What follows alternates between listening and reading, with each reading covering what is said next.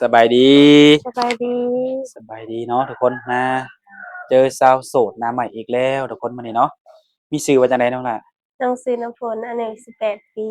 น้องน้ำฝนอายุ18ปีเนาะโดยอืมอายุ18ปีนี่เคยสร้างครอบครัวมาแล้วบ่ยังบ่เคยยังบ่เคย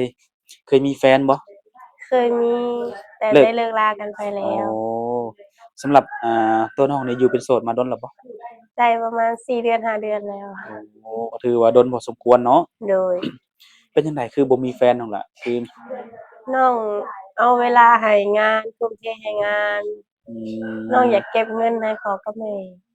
เก็บเงินให้พ่อกับแม่ กับอยากสร้างเรือนให้มันแล้วโอ้ปัจจุบันนี้น้องหาเงินเฮ็ดเรือนนำแม่นบ่โดยฮอดคันใดแล้วเฮ็ดเรือนยังเหลือแต่เรือนครัวยังแต่เรือนครัวโดยถ้าว่าได้เรือนครัวนั่นคือเสร็จจบสมบูรณ์ทุกอย่างโดยโอ้โดยๆแล้วปัจจุบันนี้น้องเฮ็ดงานหยังซะน้องเป็น PR เป็น PR โดย เป็น PR เฮ็ดงานได้จักเดือนแล้วซะห้าก็เปิดร้านได้5 มื้ออืมเพราะมันเริ่เป็นร้านมเฮ็ดแม่นบ่ใหม่โดยเพิ่นให้เงินเดือนเท่าไรเริ่มต้นเงินเดือน1,000,000แต่เพิ่นปรับขึ้นให้1,500,000โอ้เบิ่งผลงานเฮาแม่นบ่โดยถ้าเฮาดุมันขยันแม่นบ่อืโดยๆแล้วเป็นจังไดมื้อนี้คือน้องออกมาเปิดใจนี่อยากได้แฟนบ่หรือว่าอยากได้สามีน้อย อยากได้คู่ครองที่ว่าพร้อมสิอยู่กับเราคู่ครองโดยคนที่ว่ามีความพร้อมเนาะโดยที่แบบว่าสละโสดมาอยู่นำเราบ่แม่อืมแต่ตัวน้องเองนี่พร้อมที่จะสละโสดเลยบ่เนี่ยพร้อมพร้อมเลยโดยภายในปีนี้นี่สามารถมีสามีได้บ่ได้โอ้โดยทุกคนเนาะถ้าเจอคนที่ถูกใจนี่สามารถแต่งงานได้เลยแม่นอืมอะคือน้องอายุ18ปีถ้าน้องอยากมีสามีต้องเอาอายุหลายปานใดถ้ายังมีสามีโดยเราคบกันไปให้น้องฮอด18หรือว่าเฮ้ยฮอด19หรือว่า20ก็ได้ เออตอนนี้น้องอายุ18 โดอยต้อง19หรือว่า20แม่นบ่ โดยอืโดยถ้าอายุประมาณนี้คือพร้อมที่จะมีสามีเลยแม่นบ่โดยก็แสดงว่าต้องคบหาคุยกันนี่ประมาณปี2ปีประมาณนี้ก็ได้อืโดยต้องเลือกอยู่บ่ว่าเพิ่นต้องเป็นหนุ่มไทยหนุ่มลาวเนี่ยบ่เลือกเพราะหากความหมายได้มีลูกติดน้องก็พร้อมสิเลี้ยงลูกช่วยอ้ายโอ้ลูกติดบ่ห้ามพ่อหมายล้มได้เบิดโดยโอ้โดยอายุของผู้ชายเด้ใช่ไหมบ่อันนี้น้องก็บ่เกี่ยงแล้วก็บ่ติดเท่าไรก็ได้แม่นบ่โดยบ่จำกัดอายุอืก็ดีกันนั่นแหละเนาะเพราะว่าน้องเองก็บ่ฮู้ดอกว่าสามีของน้องเนาะในอนาคตจะอายุน้อยหรืออายุหลายเนาะ โดยถ้าว่าได้โอ้ร่วมกันนั่นล่ะเนาะถูกอกถูกใจกันหั้นนะก็สามารถอยู่นำกันได้เนาะโดยอืมๆในความส่วนตัวน้องนี่มักผู้ชายแบบใดน้องน่ะแบบใดก็ได้ บ่มีสเปกที่มักเลยบ่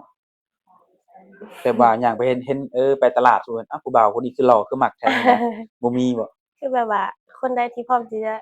มีน้องหรือว่าพร้อมสิสร้างไปกับน้องน้องก็พร้อมแล้วก็อ๋อมักแบบนี้แหละมักแบบนี้เนาะโดยเอาความเป็นจริงเนาะคนใดที่มักเราเนาะว่าซั่นซะเนาะแม่นมักเราพร้อมที่จะมาอยู่นำเราหรือว่าสร้างสาไปกับเราเนาะอืมโดย ทุกคนเนาะคือน้องเพิ่นก็บ่ได้มีข้อจำกัดหรือว่าบ่ได้มีข้อแบบตั้งขึ้นมาเนาะว่าซั่นซะเนาะอืมการสละโสดถ้าว่าน้องสมรักสมหวังเนาะกับหนุ่มคนทางไกลซี้นะ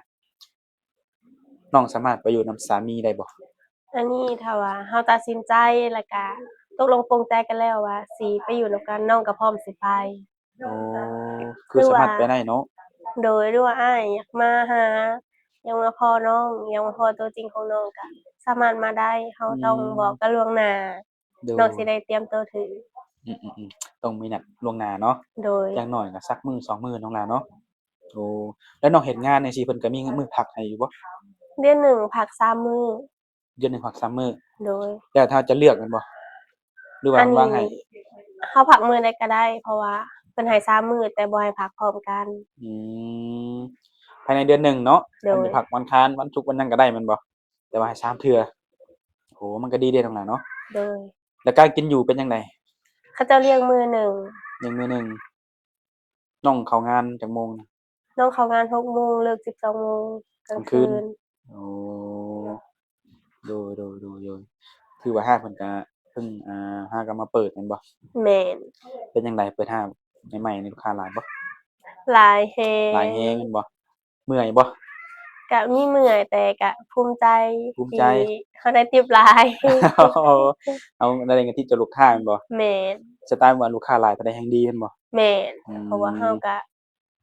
ได้ติปแล้วก็ได้ดิ่งนำอืโดยมันก็มีการแลกเปลี่ยนเนาะลูกค้าหลายเราก็ได้เงินหลายว่าซั่นซะเนาะแม่นอืเมื่อยมส่ำใดก็อดเอาคิดซะว่าเราหาเงินเนาะแม่นคือน้องหาเงินนี่เพื่อที่จะไปจั่งใดสร้างเรือนที่เป็นเรือนครัวได้แม่นบ่แม่นอืมแล้วอยู่เรือนน้องนี่มีอ้ายมีเอื้อยมีน้องบ่มีน้องสาวคนหนึ่งแล้วก็น้องชายแต่คนละแม่โอ้น้องเป็นลูกคุณกกบ่อืมแสดงว่าพ่อกับแม่เพิ่นก็แยกทางกันบ่หรือว่าแนวใดพ่อกับแม่แยกทางกันแต่น้อยอืแต่น้องยังมบ่ฮอดปีโอ้แล้วโก็ได้เดืดยอนปลายประมาณนี้ๆแล้วปัจจุบันน้องอยู่กับไผซะต้องอยู่กับพ่อเฒ่ากับแม่เฒ่าพ่อเฒ่าแม่เฒ่าแม่ของน้องเด้ซะอยู่ไทยอยู่ไทยเพิ่นจั่งใดได้ไปมาเยี่ยมยามกันอยู่บ่ก็ดนๆมาเทื่อช่วงปีใหม่หรือว่าตรุษจีนประมาณนี้เพิ่นก็สิมาอืมโดยคือปัจจุบันอยู่กับพ่อเฒ่าแม่เฒ่าคือน้องเป็นคนในบ้านนี้บ่น้องเป็นคนบ้านเหล่าสุริยะบ้านเราสุริยะโดยแต่ว่ามาเฮ็ดงานอยู่พี่แม่นโอ้พ่อเฒ่าแม่เฒ่าก็อยู่บ้านสุริยะพู้นบ่แม่นอือ้าวแล้วน้องก็สิมีเวลามื้อเยี่ยมมื้อยามเพิ่นอยู่บ่ก็น้องได้พัก3มื้อน้องก็เมื่อบ้านอืมเอาเวลาว่างเนาะแม่ไกลบ่นจากซิโนไปเนี่ยก็บ่ไกลปานใดไปเวียกไปงานน้องไปจังไดมาจังไดน้องพักอยู่ห้านแล้วก็บางทีน้องก็เข้ามานอนเรือนอ้ายเทื่อหน้าอยู่นี่บ่แม่นอืโดยก็แล้วแต่เฮาสะดวกแม่นบ่เนี่ยแม่นที่พักเพิ่นจังไดเพิ่นให้อยู่ฟรีบ่แม่นเพิ่นมีให้นอนในห้านเลยเพิ่นเฮ็ดห้องให้โดยโอ้มันก็ดีเนาะทุกคนเนาะอันนี้คือเรื่องเวียกงานเนาะของน้องเนาะที่เป็นรายได้ในทุกมื้อนี้เนาะโดยเลยสิมาถามเรื่องสู่หัวใจของน้องเพิ่นทุกคนเนาะคือมาเปิดใจนี่ก็อยากได้คู่ครองเนาะได้คู่ครองอยากสร้างครอบครัวแหละทุกคนเนาะบ่ว่าสิเป็นทางพ่อไม้เพิ่นก็สามารถร่วมนำได้เพิ่นว่า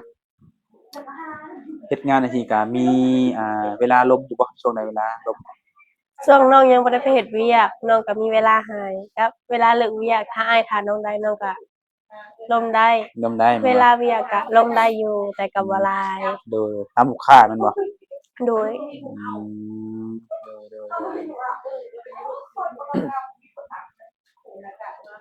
ก็คือมามื้อนี้มาเปิดใจเป็นครั้งแรกบ่แม่น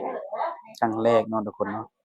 ถ้าเกิดว่ามีหนุ่มๆเนาะเกิดสนอกสนใจน้องอยากติดต่อกับน้องนี่มีหยังแหน่ให้เพิ่นนำมี LINE แล้วก็แอปมี LINE WhatsApp บ่เป็นเฟซเป็นหยังนี่บ่มีบ่ได้เล่นบ่อันนี้แบบว่าก็มีอยู่ถ้าว่ามีหนุ่มโสดอยากได้นี่ให้ได้บ่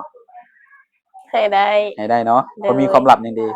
บ่ บ่แม่นเข้าไปน่ะโปรไฟล์ฮู้ผู้บ่าวบ่ได้เด้ บ่มีบ่มีเนาะโดยอาบางทีหนุ่มโสดเพิ่นก็บางคนก็เล่นเฟซบางคนก็เล่น LINE หรือว่า WhatsApp ที่น้องว่าหั้นแหละเนาะโดยเพราะว่ามันจะมีมาหลายทางหั้นนะอืมคือสามารถแจกได้ว่าซั่นซะเนาะโดยแต่ส่วนมากน้องสิเล่นแอปกับ LINE หลายกว่าเป็นหลักแม่นบ่โดยโอ้โดยเอาว่าง่ายก็คือถ้าว่าจะจีบน้องนี่คุยทาง LINE กับ WhatsApp เนาะโดยเพราะว่ามันจะได้คุยกันต่อเนื่องว่าซั่นซะเนาะแม่นเพราะน้องเพิ่นลิ้นเรื่อยทุกคนโอ้โดยทางน้องเคยไปเฮ็ดจั่งใดเฮ็ดงานอยู่ฝั่งไทยบ่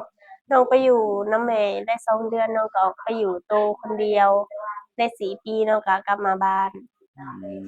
มโดยอยู่เฮือนอยู่ซ่านเฮ็ดไร่เฮ็ดนาอยู่บ่น้องบ่เคยเฮ็ดนาเพราะว่าน้องใหญ่มาน้องก็ไปไทยเลยโอ้ย้ายอยู่ไทยบ่แม่นถ้าว่าให้เฮ็ดนานี่เป็นอยู่บ่เนี่ย เฮ็ดเป็น ตกกล้าดำนาเป็นบ่เป็นอืมแต่งอยู่แต่งกินข้าวครัวได้เป็นบ่ได้แล้วก็เฮ็ดเป็นโอ้โดยถ้าถ้าหากว่ามีผู้บ่าวอยากมาลองฝีมือน้องก็สิสะดวกเฮ็ดให้เพิ่นอยู่บ่พร้อมเฮ็ดให้พร้อมเฮ็ดให้โดยรสชาติจั่งใดมั่นใจบ่มั่นใจอย่างเช่นเพิ่นมาหลักๆเพิ่นก็อยากกินต้มไก่บ่ลาบเป็ดบ่สิได้บ่ได้ได้เนาะโอ้โดยคือน้องนี่มาเฮ็ดงานอยู่พี่เนาะ เวลาได้เงินมานี่จังไดน้องใช้จ่ายเดือนหนึ่งหลายปานใดล่ะน้องก็สิเอาให้ทั้งพ่อทั้งแม่แหน่แล้วก็เก็บไว้ใช้ส่วนหนึ่งอืมเดือนหนึ่งน้องใช้หมดจักแสนหมดจักล้านเท่าไร อันนี้ถ้าว่าของที่น้องอยากได้อันนี้ก็บางงบก็ฮอดล้านบางงบก็500,000ปลายขึ้นไปตามงบที่แนวเราอยากได้ โดยแต่ว่าเรานี่ห้ามบ่ด้วยตนเองเราต้องซื้อในสิ่งที่เราอยากได้เนาะโดยอืมแต่ว่าอยู่เฮือนบ่ได้เฮ็ดไร่เฮ็ดนาเลยบ่ให้ลุงเฮ็ดลุงเฮ็ดโดข้าวย กุมกินหมดแต่ละปีคุ้มเพราะว่าเขาเฮ็ดแล้วเขาก็แบ่งมาให้พ่ออืแต่ว่ามีนาเฮ็ดอยู่เนาะโดยโอ้โดยๆนี่ผู้บ่าวชวนไปเที่ยวฝั่งไทยนี่ไปได้บ่ไปได้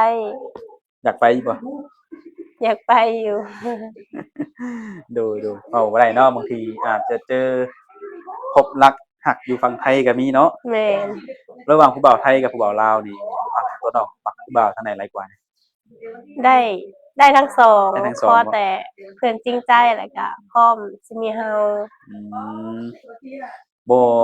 บ่จำเป็นต้องว่าต้องเป็นหนุ่มไทยหรือว่าจำเป็นต้องหนุ่มลาวเนาะแม่นพอแต่ว่าผู้ที่เข้ามามีความจริงใจนะพอเนาะแม่นอืมโดยคนอายุก็แล้วแต่เนาะโดยแล้วแต่ผู้ที่สิเข้ามาเพิ่นบ่ได้จำกัด65 5 70นี่ได้บ่ประมาณนี้ก็ได้อืม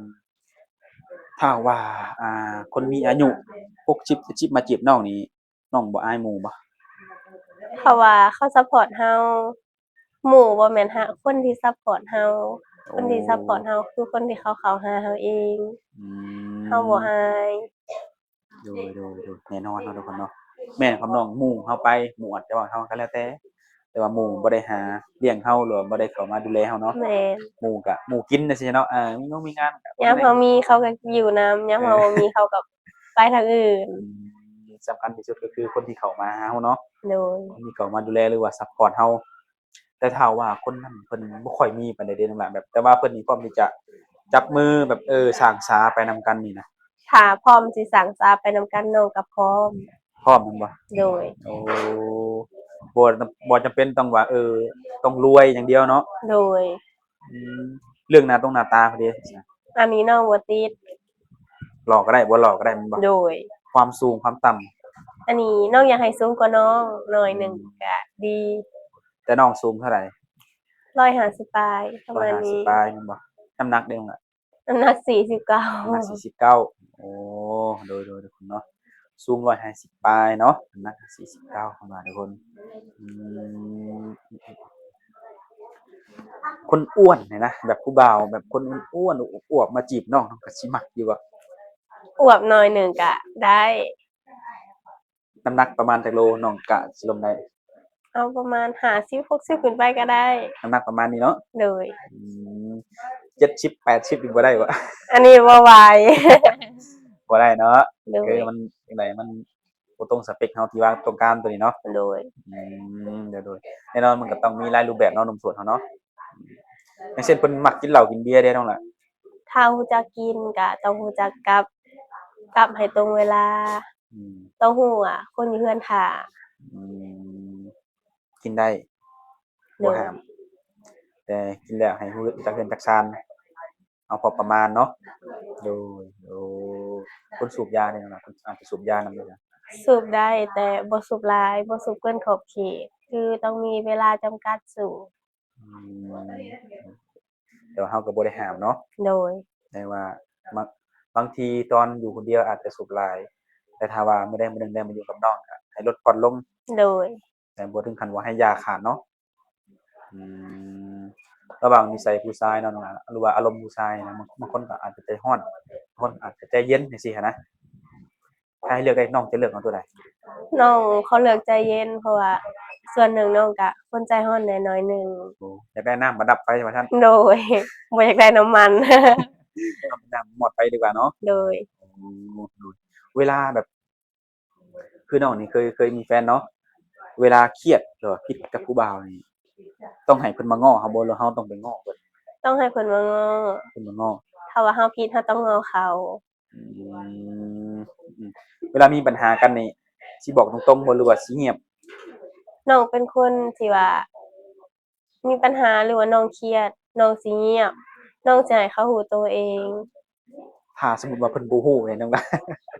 น้องก็โดนน้อยหนึ่งน้องก็สิเศร้าเอง โอ้ ถ้าเพิ่นบ่มาง้อเครียดง่ายเซาไว้ว่าซั่นแม่นก็ถ้าว่าเฮาเครียดแต่ว่าเพิ่นบ่ฮู้นี่ก็อยาก ถ้าว่าเพิ่นบ่ฮู้น้องก็สิเศร้าเองแต่ว่าบ่บอกเพิ่นบ่ซะบ่ นี่ล่ะน้องบ่มักน้องเครียดในอ้ายเป็นแบบนี้อ้ายเฮ็ดนี้น้องบ่มักบ่บอถ้ากจังซี่บ่เรื่องใดที่น้องบ่มักอันนี้น้องก็สิบอกอืและเรื่องมใหญ่อันนี้เครียด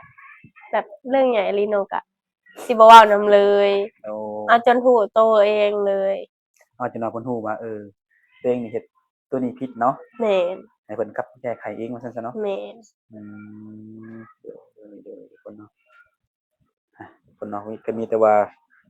ฝากหนุ่มๆนะทุกคนเนาะลองเข้ามาโอ้มาลองเบิ่งเนาะสิได้ฮู้ว่าน้องเพิ่นนิสัยหรือว่าตัวจริงเป็นอะไรน้องล่ะเนาะคำเว้าคำจาจะคือในคลิปบ่หรือว่าตัวจริงสิแบบหนึ่งบ่เนาะก็ลองมาคุยกันลองเบิ่งว่าสิเป็นหนุ่มทางLINE บ่หรือว่าหนุ่มทาง WhatsApp บ่เนาะแต่ส่วนมาก FC เพิ่นจะมักโทรน้องล่ะโทรหรือว่าเปิดกล้องเบิ่งหน้าเบิ่งตาสินะน้องโอเคอยู่บ่แบบนี้โอเคได้อยู่เนาะได้หรือว่าถ้าว่าเบิ่งในโทรศัพท์บ่คักก็มาเบิ่งตัวจริงแล้วเนาะ แม่น ก็คือมาได้เนาะคือน้องอนุญาตให้มาอยู่ทุกคนก็ต้องบอกอ่าล่วงหน้าจักหน่อยเนาะเพิ่นโดยเฮาก็สิได้เตรียมตัวหรือว่าหาแนวอยู่แนวกินไว้ท่าเพิ่นเนาะแม่น ถ้าเป็นไปได้ถ้าเพิ่นสะดวกซื้อมาเลยแฮ่งดีเนาะ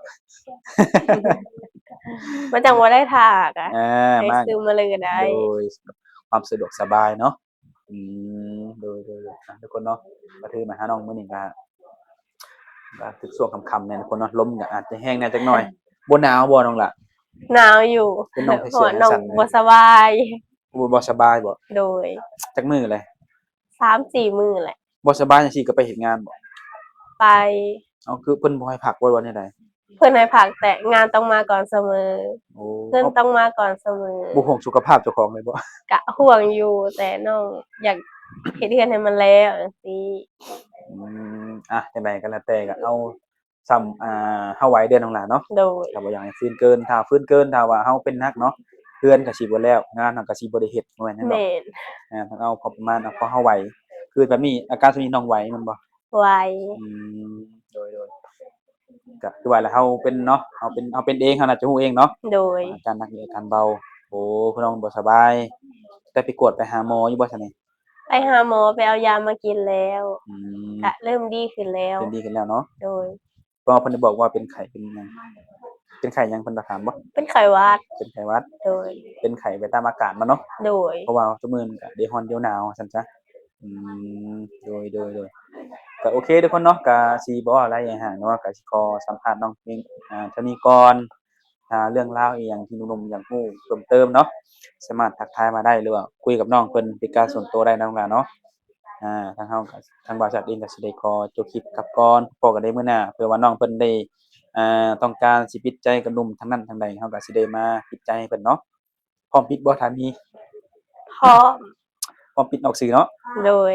โอเคก็มาลุ้นกันทุกคนเนาะสำหรับวันนี้ทางบริษัทกับน้องน้ำฝนแม่นบ่แม่นสิได้ขอจบคลิปขอตัวก่อนเนาะโดยสบายดีสน้องหลาบายดี